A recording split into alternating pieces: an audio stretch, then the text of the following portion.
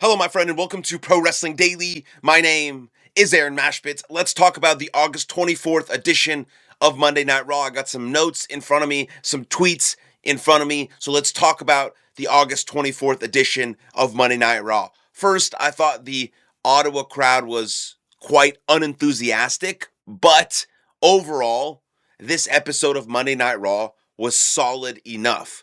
I think we finally got a lucha match that was really, really good. This show was absolutely highlighted by Phoenix and Dragon Lee because they were afforded the opportunity to let their talent shine. They had a long time to do that. And so I thought the whole show was highlighted by that Ray Phoenix and Dragon Lee. I thought the tournament up to that point had been very mediocre. And Ray Phoenix and Dragon Lee absolutely delivered. I think there was actually a very enjoyable, surprisingly, and very enjoyable contract signing with Obafemi and Braun Breaker. And of course, we saw the surprise debut of an NXT tag team now paired with the returning Royce Keys as he takes on Bloodline, and they could kind of battle to another level. And so overall, solid, good things happen, definitely. Unenthusiastic crowd always makes the show worse. But I think the product is still struggling in some areas. But it looks like Triple H is a way better booker post SummerSlam than he was pre SummerSlam, and I'm excited about that. There's good things that have certainly happened, and I am happy to happy to see that, happy to watch that, things of that nature. The Oba and Braun stuff is one of the best things they've done in recent memory. And Oba kind of feels so effortless, kind of sitting on the throne as the future, right? Just staying calm, very calm and confident, unless provoked, while Braun Breaker seems a little terrified, a little anxious of losing his spot and getting increasingly paranoid about where sort of Paul Heyman sits in this whole thing. And so the match is going to be awesome. They're going to have a lot of matches over there, hopefully very historic careers, WrestleMania, SummerSlams, Royal Rumbles, title matches. It's going to be amazing. Hopefully, as they continue to grow together, their chemistry together gets better, kind of like Roman Reigns and Seth Rollins. But the Obafemi and Braun Breaker stuff is great. I think Oba does go over. I think Oba does win in their first kind of one-on-one match. And then that that beating forces Braun Breaker away from the vision, and then we see Braun Breaker kind of go on an absolute revenge tour, and then eventually they meet up again, maybe at a bigger PLE, and we see Braun Breaker maybe get that win back. But these guys are going to fight forever for the rest of their careers, for titles, for rivalries, for the whole thing. So back to the Lucha tournament, we saw Penta defeat LA Parka to advance to the finals. We know that. And he will now face his own brother, Ray Phoenix, who beat Dragon Lee, and again, in a great match. And so we will see Ray Phoenix versus Penta, and the winner will determine Roman Reigns' challenger for the World Heavyweight Championship on September 14th in Mexico City. Again, it's tough to overhype matches. Same thing with movies, and then you go in with these mega expectations, and then the match or the movie kind of doesn't reach those expectations, even though it's probably really fucking good. But you had such expectations and hype for it, so I don't want to do that. But I'm still gonna hype it up, and I have a feeling just because chemistry and history, we're about to witness one of the best Raw matches we've seen in a very long time. Penta versus Ray Phoenix in a WWE ring.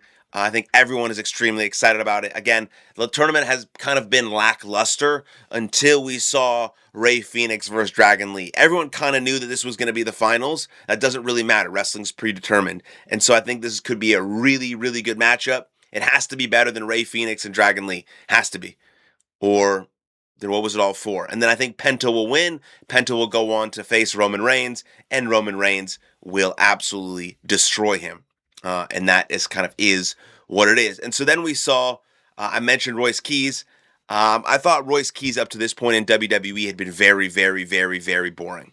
I was not a fan of Royce Keys. As a performer, he didn't kind of excite me. Nothing that he brought to the table was really exciting. And so, because of that, I'm kind of more now excited about what's to happen now that he has this trio and WWE continues to change the landscape and kind of move chess pieces around every week. And so, this week, on the August 24th edition of Monday Night Raw, we saw Royce Keys return, seemingly turn heel and join forces with NXT's OTM, which means out the mud, to attack both the Bloodline and the team of LA Knight and Solo Sikoa to end Raw. And we have to keep giving Solo his props, the most entertaining man on television right now. So I think it's a great decision to have a team with Royce Keys again, because he was super boring as a babyface. But it's also interesting to see Royce Keys attack LA and Solo after just teaming with him to take out the Bloodline at SummerSlam. But I guess this is what WWE feels will work. I think, yes, he will work better as a heel than a babyface. It wasn't working for me as a babyface. I didn't have a connection to him, even though his story is super. It's like a good story where he did a lot of work to make himself into the man that he is today, and that's super honorable and admirable. But I just didn't see it inside the ring, and so I think a heel would be great. With OTM, obviously they got called up to the main roster. So WWE is in desperate need of some really good tag teams. So this could be a revamp. It also sets the stage for another OTM member to join the main roster, which would be Jada Parker.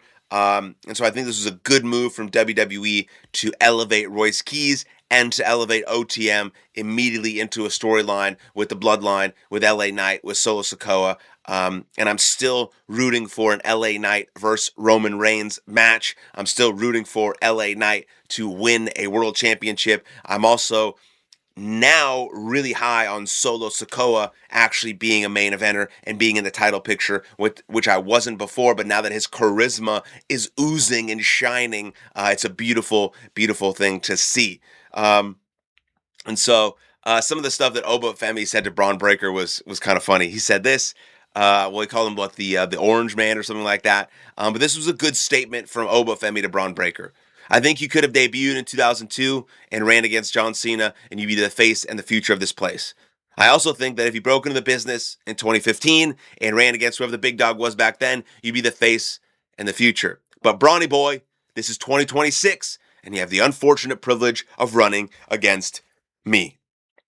Oba Femi is WWE, and Braun Breaker will be right there, and this is a beautiful thing to witness in real time and just grow into something that is really, really historic for WWE, and they have to nurture it, they have to really take pride in it, and they have to create compelling matches in the ring, storylines outside the ring, but this could be really, really huge for WWE, and it seems as though they are taking that much care in it, and it's awesome. Oba Femi, Braun Breaker, welcome to the show. You guys are it. It's awesome. Love to see it. I think, yeah. Here's another thing that I wanted to say probably. It's like, I was very low on Royce Keys because of his, I don't know, everything kind of about it, the way WWE booked it. But this, Royce Keys is actually, I think, in his element, is back and with his own stable. And I did not see that coming.